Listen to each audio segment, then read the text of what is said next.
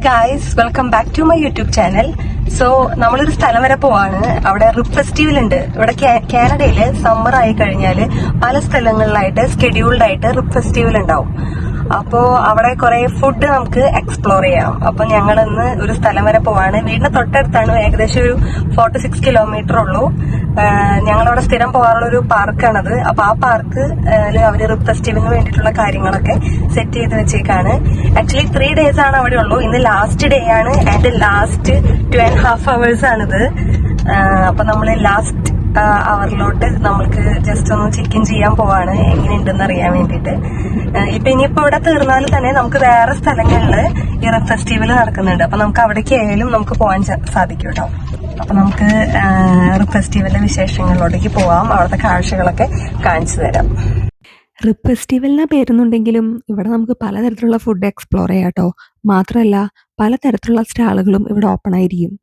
പിന്നെ സമ്മർ ആകുമ്പോൾ നിങ്ങളെല്ലാവരും തന്നെ സൺസ്ക്രീൻ ഇട്ടിട്ട് വേണം പുറത്തേക്ക് ഇറങ്ങാൻ. എന്നെ പോലെ മടി പിടിച്ച് ഇടാതിരിക്കരുത്.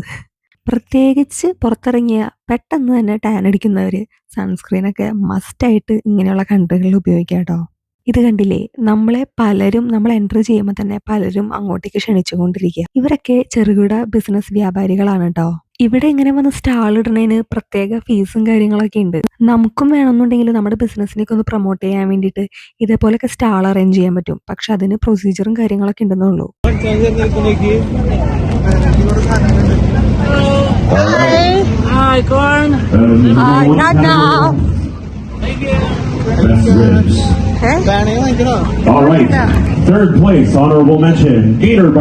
നമ്മൾ പറഞ്ഞില്ലേ നമ്മൾ ലാസ്റ്റ് മൊമെന്റിലാ വന്നേന്ന്. അപ്പോൾ അവര് ഫൈനൽ പ്രൈസസ് ഒക്കെ വിളിച്ച് പറയാട്ടോ. അവിടെ ഇങ്ങനെയുള്ള കൺട്രികളിൽ സമ്മർ ടൈം ആവുമ്പോൾ ഉണ്ടാകുന്ന ഫെസ്റ്റിവൽസ് ആണ് ഇതൊക്കെ.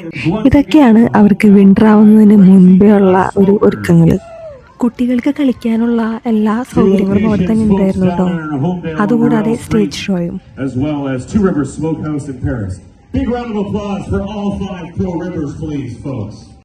അവിടെ ചെന്ന് കഴിഞ്ഞപ്പോൾ എന്ത് ട്രൈ ചെയ്യണമെന്ന് ആകെ കൺഫ്യൂഷനായി പോയിട്ടോ. പിന്നെ നമ്മൾ ഡിസൈഡ് ചെയ്യായിരുന്നു.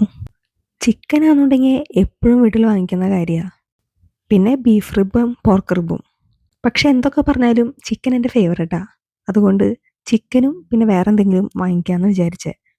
ഒരേ ഐറ്റം തന്നെ വിൽക്കുന്ന കുറേ സ്റ്റാളുകൾ ഉണ്ടായിരുന്നു. അപ്പോൾ അതിലും കൺഫ്യൂഷനായി. പിന്നെ ഓരോ ബോർഡുകളൊക്കെ വായിച്ച് അവരുടെ പ്രൈസസ് ഒക്കെ നോക്കി ഡിസൈഡ് ചെയ്തു. സോ ഗൈസ്, നമ്മള് ഒരു ഐറ്റം ട്രൈ ചെയ്യാൻ പോവാണ്.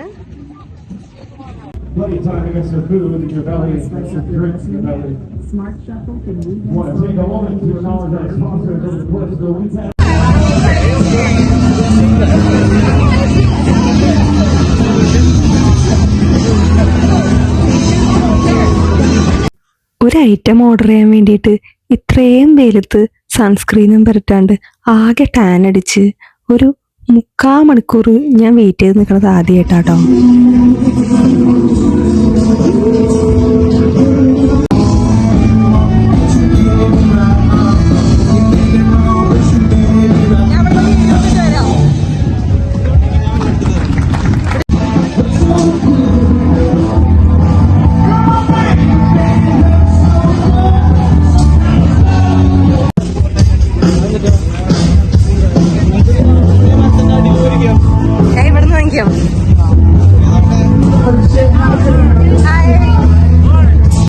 നമ്മളവിടുന്ന് ഒരു ബ്ലൂബെറി ലെമനേഡ് ആട്ടോ വാങ്ങിച്ചത്. ഇങ്ങനെയുള്ള ഫെസ്റ്റിവൽസിനൊക്കെ വരുമ്പോൾ ഈ ഐറ്റത്തിനൊക്കെ വളരെ റേറ്റ് കൂടുതലായിരിക്കും.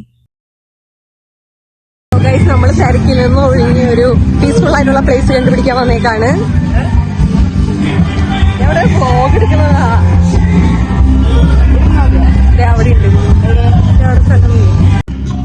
സോ ഗൈസ്, ഞങ്ങള് 1/3 പോർക്ക് റിബും പിന്നെ 1/4 ഡാർക്ക് ചിക്കനാണ് ഓർഡർ ചെയ്തത്.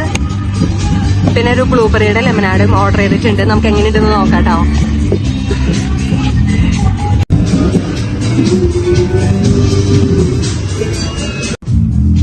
നമ്മള് ടേസ്റ്റ് ചെയ്യാൻ പോവാട്ടോ.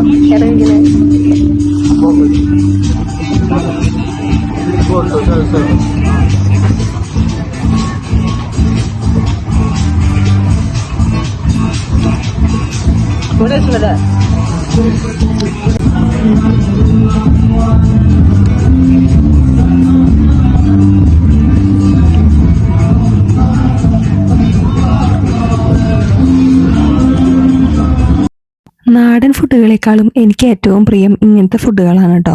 ഇങ്ങനത്തെ ഫുഡുകൾ കഴിക്കുമ്പോൾ ഞാൻ വളരെയധികം എൻജോയ് ചെയ്യാറുണ്ട്. മാക്സിമം വീട്ടിലും ഇങ്ങനത്തെ ഫുഡുകൾ തന്നെയാണ് ഉണ്ടാക്കാൻ നോക്കാറ്. അതാവുമ്പോൾ പണി എളുപ്പമാണ്. കനേഡിയൻ കലണ്ടർ വെച്ചിട്ടുള്ള ഓരോ ഫെസ്റ്റിവൽ ഡേയ്സും അതനുസരിച്ചിട്ടുള്ള ഫുഡുകൾ വയ്ക്കാൻ ഞാൻ ശ്രമിക്കാറുണ്ട്. പക്ഷേ ഇത് ജനിച്ചതിന് ശേഷം ഞാൻ അതിനൊന്നും മുതിർന്നിട്ടില്ല കേട്ടോ. ഈ വെയിലൊക്കെ കൊണ്ട് പാട്ടൊക്കെ കേട്ട് ഇങ്ങനെ ഫുഡ് കഴിച്ചിരിക്കുമ്പോൾ കിട്ടുന്നൊരു സുഖം അതൊരു പ്രത്യേകത തന്നെയാണ്. നമുക്കറിയാലോ വിന്റർ ടൈം വരുമ്പോൾ നമുക്കിനി ഇങ്ങനെയൊന്നും പുറത്തിറങ്ങാൻ പറ്റില്ല എന്ന്. അതുകൊണ്ട് കിട്ടുന്ന ഒരു മനസമാധാനം സുഖാട്ടതൊക്കെ. സമ്മർ ടൈം ആകുമ്പോൾ കുറച്ച് പൈസ ചിലവാകുന്നുണ്ടെങ്കിലും നിങ്ങളും നിങ്ങളുടെ ഫാമിലിയുടെ കൂടെ ഇങ്ങനെയൊക്കെ ടൈം സ്പെൻഡ് ചെയ്ത് കഴിഞ്ഞാൽ അടിപൊളിയായിരിക്കും. അതൊരു ലൈഫ് ലോങ് മെമ്മറി തന്നെയാണ്. നാട്ടിലുള്ളവരൊക്കെ ഇപ്പം കരുതുന്നുണ്ടാവും ഇതൊക്കെ ഇത്ര വലിയ കാര്യമാണോ എന്ന്. അത് ഇങ്ങനെയുള്ള രാജ്യത്ത് താമസിക്കുന്നവർക്ക് അറിയാൻ പറ്റൂ. ഇങ്ങനെയുള്ള രാജ്യങ്ങളിൽ വന്ന് താമസിക്കുമ്പോഴാണ് നമ്മൾ ചെറിയ ചെറിയ കാര്യങ്ങളടക്കം വലിയ മൊമെന്റുകളൊക്കെ ആയിട്ട് ഹാപ്പി ആയിട്ട് ഓർത്തു വയ്ക്കുക. അപ്പം എല്ലാവരും stay healthy, stay happy. By.